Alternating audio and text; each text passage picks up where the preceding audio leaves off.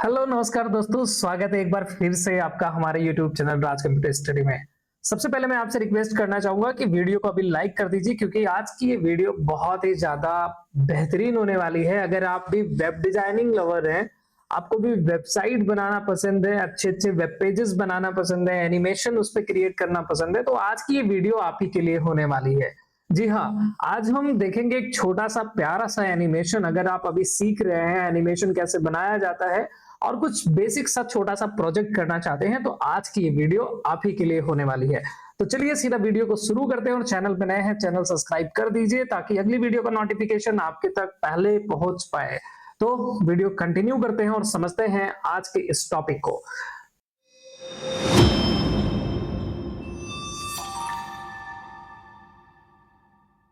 तो जैसा कि आप देख रहे हैं कि हमने यहाँ पे एक अपने कोड एडिटर के अंदर यानी वीएस के अंदर एक फाइल बना ली है box.html के नाम से। और मैं यहाँ पे चलिए शुरुआत करेंगे। हम सबसे पहले अपना बॉयलर प्लेट इंसर्ट कर लेंगे, और आई होप कि आप इतना तो जानते ही होंगे। ठीक है, हम आज एकदम शून्य से शुरुआत नहीं करने वाले हैं कि आपको मैं समझाऊं हेडिंग क्या है, एचटीएमएल क्या है, ये है वो है ना। इन सब चीजों के बारे में हम चर्चा नहीं करने वाले हैं। आज हम सीधा सीधा बात करने वाले हैं कुछ एनिमेशन के बारे में। ठीक है, तो अब यहाँ HTML का जो काम है, क्या हमें करना है, चलो सबसे पहले मैं इतने HTML के पार्ट को निपटाते हैं। तो हम यहाँ पे एक डिव ले लेंगे। ठीक है, डिव के अंदर मैं एक क्लास लूंगा। तो देखो सीधा हम ऐसे ले सकते हैं, हम क्या लिख दें यहाँ पे डॉट डॉट लगा के अपने क्लास का नाम, जैसे क्लास का नाम मैं दे देता हूँ बॉक्स, और एंटर करूंगा तो यहाँ पे एक डिव जिसके अंदर ये क्लास ऑटोमेटिक आ जाएगा। ठीक, अब इसके अंदर मैं लेता हूं H1, और यहाँ H1 में मैं लिखता हूं कुछ अपना टेक्स्ट, जैसे मैं लिख देता हूं होवर मी करके, है ना। हम ये दिखाएंगे बॉक्स के ऊपर लिखा होगा होवर मी, और साथ ही साथ थोड़ा इसको और अट्रैक्टिव दिखाने के लिए मैं एक इमोजी ऐड कर लेता हूं। ठीक है, होवर मी और विंडो के साथ में आप ये डॉट लगाएंगे ना जब, तो आपके सामने ऐसा कुछ इमोजी वाली आ जाएगा ये विंडो, जिसमें से आप अपने हिसाब से इमोजी को चूज कर सकते हैं। तो चलिए इसमें से कोई हैप्पी इमोजी चूज कर लेते हैं। तो जैसे कि मैंने यहाँ पे इस इमोजी को लगा लिया है। ठीक है, ये हमारे सामने नजर आ रही थी ऐसा कुछ। ठीक है, और इसके बाद अब हम क्या करेंगे, इस डिव के अंदर हमने H1 लिया है, और इसके अंदर हम फिर एक डिव ले लेते हैं। ठीक है, ये हमारा हो जाएगा मैसेज जो हम दिखाएंगे। फिर एक डिव के अंदर हम वापस एक इमोजी दिखाने वाले हैं, और आईडी यहाँ पे लगा देता हूं मैं, इसको भी एक आईडी दे देता हूं। और याद रखें, अगर आप आईडी चाहते हैं कि डिव आ जाए जिसके अंदर एक आईडी हो, तो आप ऐसे भी कर सकते हैं। हैच लगाना है और अपने आईडी का नाम दे दीजिए, जैसे कि इमोजी हमने लिखा और एंटर बटन दबाएंगे तो एक डिव आएगा जिसके अंदर आईडी इमोजी लिखी हुई आ जाएगी। ठीक है, और फिर मैं यहाँ पे वापस एक इमोजी लगा देता हूं। ठीक, तो हमारा बॉक्स बहुत ही सिंपल सा नहीं रहेगा, जिसपे कुछ इमोजी वगैरह रहेगी और सुंदर सा वो दिखेगा, है ना। तो मैंने यहाँ पे इसको ले लिया, और फिर से हमने यहाँ पे एक इमोजी कुछ लगा दिया है, जैसे ये वाली इमोजी चलो बढ़िया लग रही है, इसको लगा देता हूँ। ठीक है, ओके। अब इसके नीचे हम थोड़ा सा कुछ टेक्स्ट भी लिख लेते हैं, एक बटन बना देंगे, है ना। तो बटन के लिए बटन नाम का टैग लगाइए, और इसके बाद मैं लिख देता हूं यहाँ पे मेक मी होवर। ठीक है, और सॉरी, मेक मी होवर मैं कह रहा हूं, मेक मी हैप्पी लिख देता हूं। ओके, मेक मी हैप्पी, ऐसा कुछ हमने लगा दिया। तो बस HTML का काम इतना सा था, इतना ही आपको HTML में करना था। अब मैं यहाँ पे इस पेज को ओपन करके रखा हूं, तो मैं इस पेज को यहाँ पे ओपन कर लेता हूं, और एक बार इसको रिफ्रेश कर लेते हैं, देखते हैं क्या कुछ दिखने वाला है हमें, है ना। तो आई होप कि आपको इतना तो समझ में आया होगा। और अभी हमने ज्यादा कुछ किया नहीं है, बस एक डिव लिया है। डिव के अंदर हमने क्या किया था, एक H1 लिया था जिसके अंदर लिखा था होवर मी और इमोजी लगाया था। फिर एक डिव लिया था जिसके अंदर मैंने ये इमोजी लगा दिया था, और फिर एक बटन टैग, बस इतना सा काम किया है।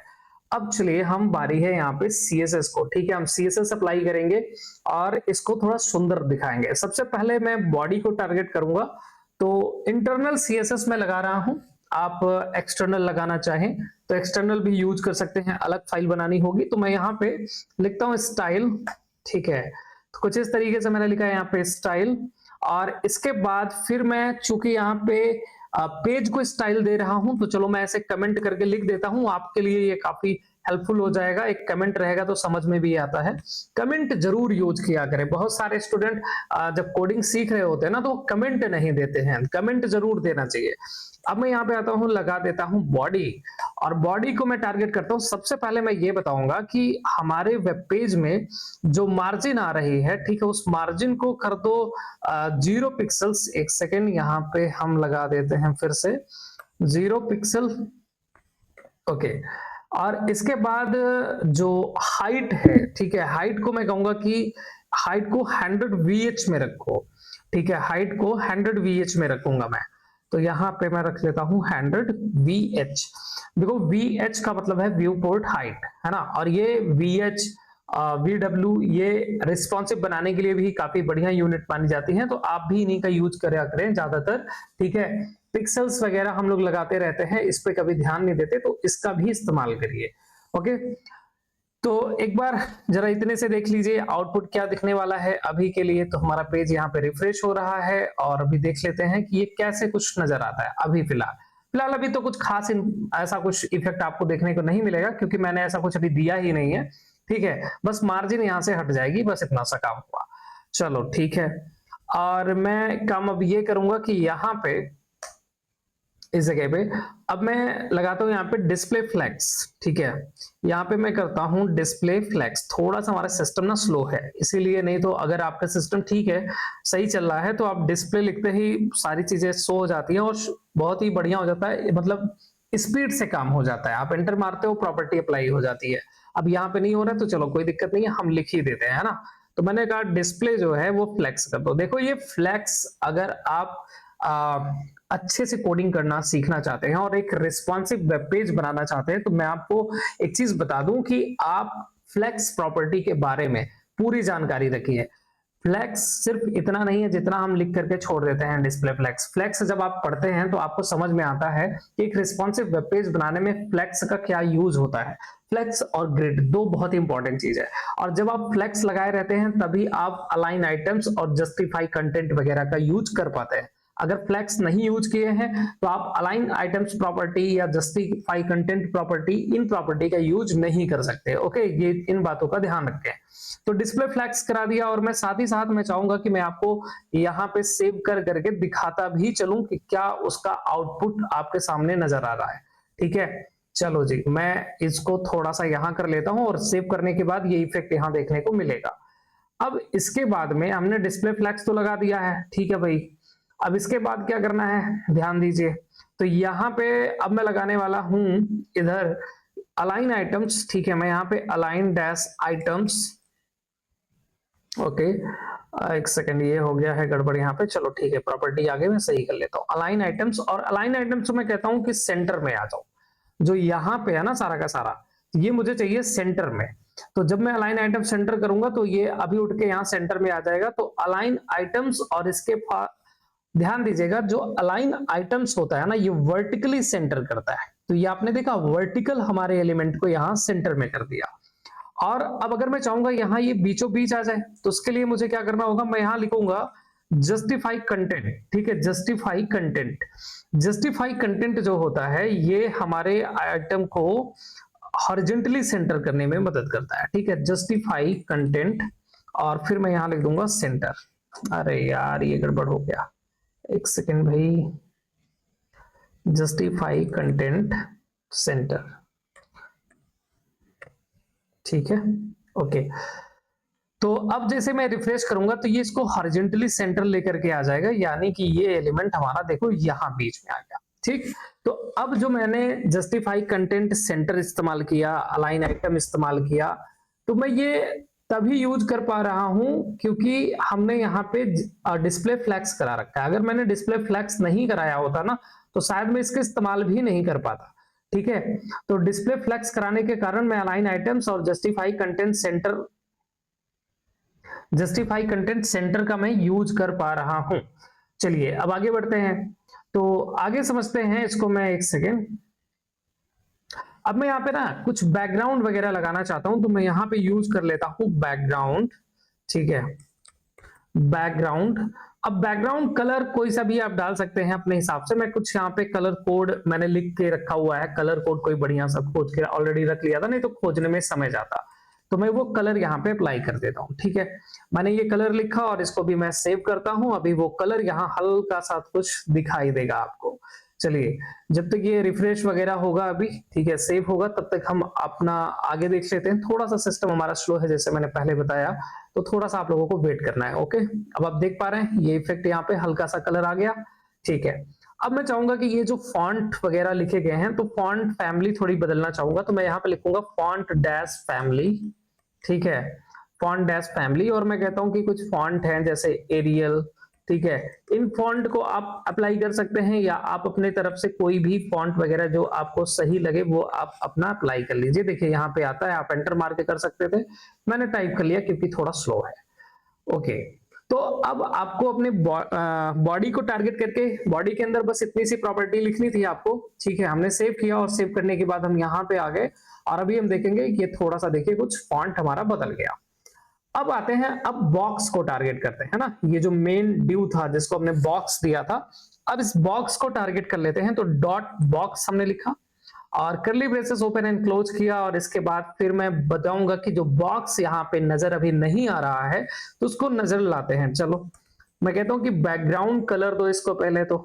ठीक है, बैकग्राउंड कैसा देना है बैकग्राउंड, तो मैं लिख दे, ओके एक सेकेंड, बैकग्राउंड मैंने कहा बैकग्राउंड होना चाहिए व्हाइट कलर में।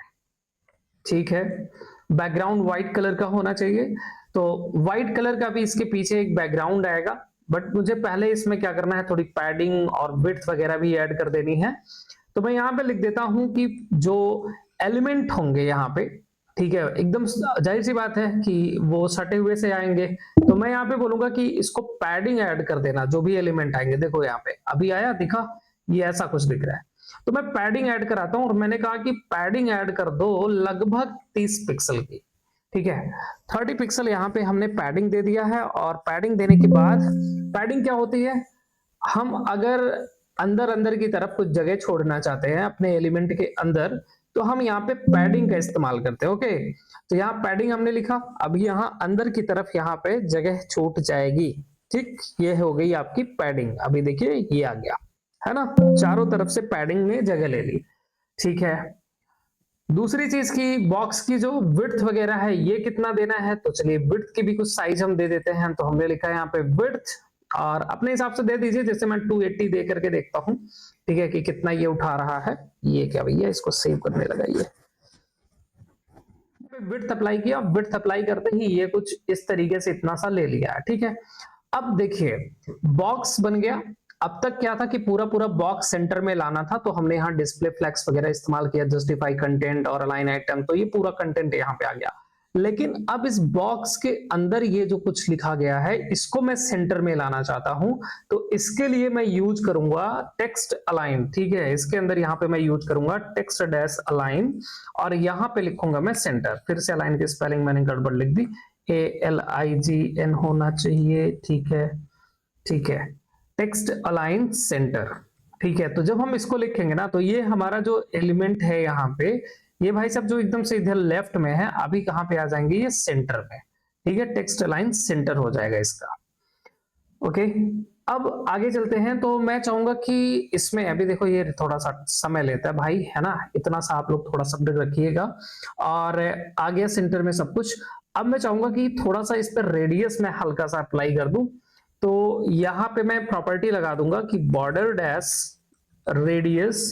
ठीक है, बॉर्डर रेडियस, बॉर्डर में देके देखता हूं 10 पिक्सल या 12 पिक्सल तक आई थिंक सही रहेगा, तो मैं अप्लाई करता हूं हल्का सा। यहाँ पे भी बॉर्डर रेडियस कॉर्नर पे अप्लाई हो जाएगा, और देखिए अप्लाई हो चुका है। ठीक है, पहले से बेटर लग रहा। अब मैं एक काम करता हूं, इसमें हल्की सी शैडो ऐड करता हूं, तो मैं लिखता हूं बॉक्स डैश शैडो। ठीक है, बॉक्स के पीछे अगर शैडो ऐड करना हो कभी भी, तो बॉक्स शैडो नाम की प्रॉपर्टी लगाइए। सबसे पहले आप ये बताते हैं कि जो बॉक्स शैडो पड़ेगी वो हॉरिजॉन्टली किधर पड़ेगी, तो हॉरिजॉन्टली मुझे 0 चाहिए, वर्टिकली मुझे 8 पिक्सल चाहिए। ब्लर कितना होना चाहिए वो बता सकते हैं, जैसे मैंने लिख दिया 20 पिक्सल ब्लर होना चाहिए। और शैडो किस कलर में पड़नी चाहिए ये बता दीजिए आप, तो जैसे मैं शैडो यहाँ पे रेड ग्रीन ब्लू ऐसे लिख सकते हैं, मैंने इसके लिए भी कोड लिखा हुआ है RGBA कलर में अप्लाई करता हूं और मैं यहाँ पे लिखता हूं कि 0.0 सॉरी पॉइंट नहीं कॉमा, एक सेकेंड। देखो RGBA में हम ये बताते हैं पहली जो वैल्यू डालते हैं ये होती है रेड की वैल्यू, फिर होती है ग्रीन की वैल्यू, फिर होती है ब्लू की वैल्यू और फिर उसका अल्फा कलर डालते हैं, ठीक है, जिसमें हम बताते हैं कितना वो ट्रांसपेरेंट वगैरह होगा, क्या होगा ये। तो अभी मैंने इन सब को 0 0 रखा है और यहाँ पे अल्फा कलर की कुछ वैल्यू हमने डाल दी है, जिससे क्या होगा कि इसके पीछे बहुत ही हल्की सी एक ब्लर शैडो आएगी ब्लैक कलर में, ठीक है, दिख रही है ऐसा कुछ, ये हुआ ऐसा, ठीक है भाई साहब। अब आगे बढ़ते हैं, तो इतना हमने ये तो दिखा दिया, लेकिन अब मैं चाहूंगा कि इसके ऊपर ना ये जो शैडो निकल के आ रही है, ट्रांजिशन भी इसको स्मूथ बनाने के लिए ट्रांजिशन एक लग जाए। तो चलिए ट्रांजिशन हम लगा देते हैं। ट्रांजिशन जो होता है वो इफेक्ट को थोड़ा सा स्मूथ कर देता है, ठीक। तो यहां पे मैं लिखता हूं इस जगह पे ट्रांजिशन, ठीक है, ट्रांजिशन। और ट्रांजिशन अब आपको ये बताना होता है समय, तो मैं कहता हूं कि 0.4 सेकेंड, ठीक है। और यहाँ पे ये इजी होगा या फिर अलग अलग मोड होते हैं, ठीक है। तो मैंने यहाँ पे इस मोड को चूज किया, जिससे क्या होगा कि जो हमारा ट्रांजिशन होगा ना वो बहुत ही ज्यादा स्मूथ नजर आएगा, ठीक है। यहाँ पे कुछ गड़बड़ी है क्या, मैंने कुछ तो गड़बड़ कर दिया लग रहा है, तभी ये कुछ इस तरीके से दिखा रहा है। ट्रांजिशन में 0.4 सेकेंड, ठीक है। इधर मैं एक बार चेक कर लेता हूं, इधर हमने सेमी कॉलन नहीं लगाया है, इस वजह से प्रॉब्लम आ रही है, ठीक है। तो सेमी कॉलन लगा दिया यहाँ पे, बाकी अब हो गया ठीक, ठीक है जी। तो इतना सा कर दिया है, अब बारी है इसके ऊपर होवर शेड करने की, है ना। जब होवर शेड करेंगे तो बाकी चीजें बहुत ही स्मूथ तरीके से फिर बढ़िया से नजर आएगी, ठीक है। हमारी शैडो वगैरह जो भी होगी वो ठीक ठाक से दिखाई देगी।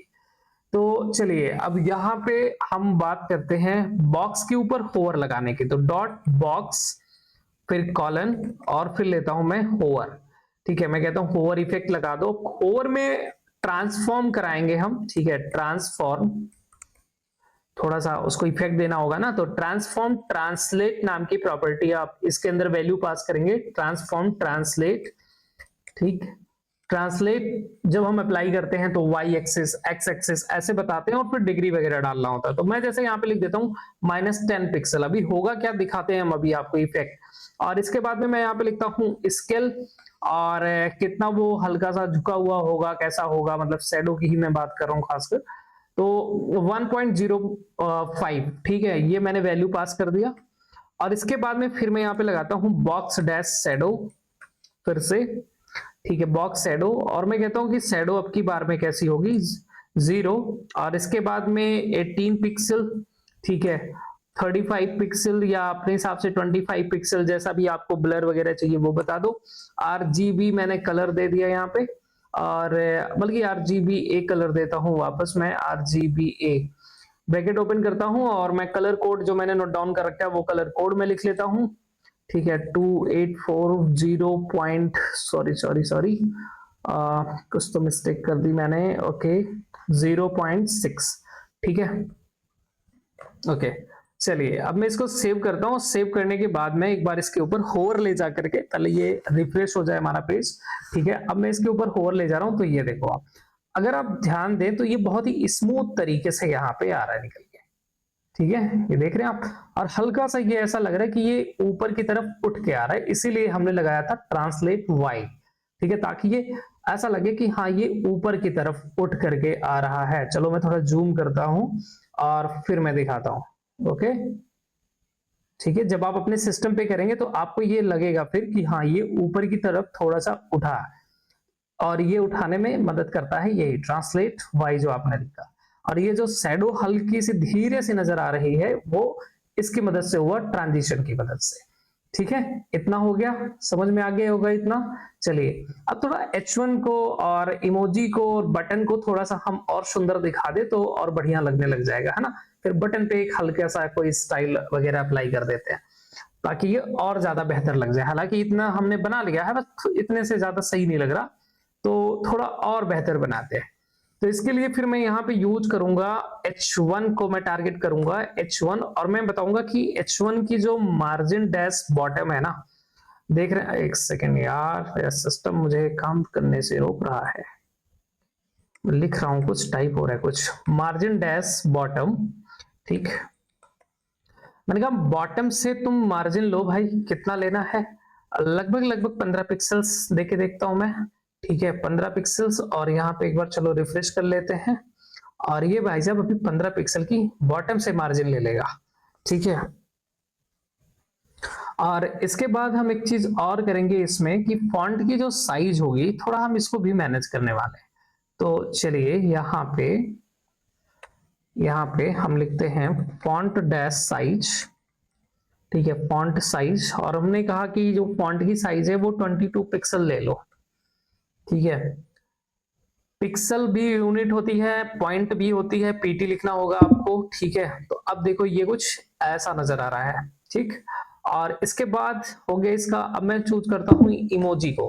तो इमोजी नाम का जो मैंने एक ड्यू लिया था, सॉरी ड्यू तो लिया था, उसको एक आईडी दिया था इमोजी करके, तो मैं इसको टारगेट कर लेता हूँ इमोजी को, और फिर लगाते हैं यहाँ पे करली ब्रेसेस, और इसके बाद मैं कहता हूँ कि फॉन्ट डैश साइज जो है इमोजी की, अरे यार ये मैं लिख कुछ रहा हूं और हो कुछ रहा है यहाँ पे, ठीक है। इमोजी वो भी चूंकि एक फॉन्ट ही होता है हमारा, तो फॉन्ट साइज इसलिए हम उसको टारगेट कर रहे हैं और लिख रहे हैं हम 50 पिक्सल। इसके बाद में फिर मैं यहाँ पे बता रहा हूँ कि जो मार्जिन है वो 15 पिक्सल की दे दो, और ठीक है। अगर मैं सिर्फ इतना लिख रहा हूं तो यानी कि मैं बात करता हूं यहाँ पे वर्टिकल और हॉरिजॉन्टल, ठीक है, मार्जिन की, ठीक। तो ये मैंने कुछ इस तरीके से मार्जिन लिख दिया यहाँ पे। अब एक बार फिर से मैं इसको रिफ्रेश करता हूं, और अब इसके ऊपर इफेक्ट देखिए ये अप्लाई हो गया, ठीक है, समझ में आ गया इतना। चलिए अब बारी है बटन को थोड़ा सुंदर बनाने की, तो बटन को सुंदर बना लेते हैं। बटन को सुंदर दिखाने के लिए ये इस तरीके से क्यों आ रहा है, यहाँ पे हमने क्या कुछ गड़बड़ किया है क्या, रेड कलर में क्यों आ रहा है, हमसे कुछ हो रहा है गड़बड़। मार्जिन ठीक है, ठीक है, सब कुछ तो ठीक ठाक सा नजर आ रहा है। आप लोग भी एक बार ध्यान दीजिएगा, क्या पता मेरे से कुछ छूट रहा हो, ये रेड कलर में तो नहीं आना चाहिए, ये रेड कलर में यहाँ पे आ रहा है। चलो फिलहाल मैं आगे कुछ लिखता हूँ, इसके बाद फिर देखता हूँ कि ये ऐसा क्यों आ रहा है, ठीक है। फिलहाल तो अभी हमारे इफेक्ट यहाँ पे काम कर रहे हैं, बाकी मैं वापस अब बटन को टारगेट करता हूँ, बटन, और मैं बटन में बोलूंगा कि देखो जी एकदम से सटा सटा सा है, तो पैडिंग दे दूंगा बटन, जिससे ऑटोमेटिक थोड़ी सी लंबी चौड़ी सी दिखने लग जाएगी। तो मैं यहाँ पे इस्तेमाल कर रहा हूँ पैडिंग, ठीक है। पैडिंग में भी उसी तरीके से मैं जैसे लिखता हूँ 10 पिक्सल और फिर लिखता हूँ 20 पिक्सल। अब एक बार मैं रिफ्रेश करता हूँ और आपको इफेक्ट दिखाता हूँ, ठीक है, रिफ्रेश हो जाओ भाई, देखो 10 पिक्सल ये था हमारा वर्टिकल, ठीक है, जैसे हमने यहाँ दिया था वर्टिकली, और फिर हॉरिजॉन्टल हमने बताया कि हॉरिजॉन्टल 20 पिक्सल। तो ये लंबी चौड़ी सी कुछ बटन बन गई ऐसी। अच्छा नेक्स्ट क्या करने वाले हैं हम, तो हम कहते हैं कि जो फॉन्ट की साइज है इसके अंदर, फॉन्ट की साइज 16 पिक्सल कर दिया जाए, और साथ ही साथ इसके ऊपर जो बॉर्डर लगा पड़ा है ना बकवास सा, इस बॉर्डर को हम हटा देते हैं, ओके 1 लिख रहा हूँ, नन कर दो।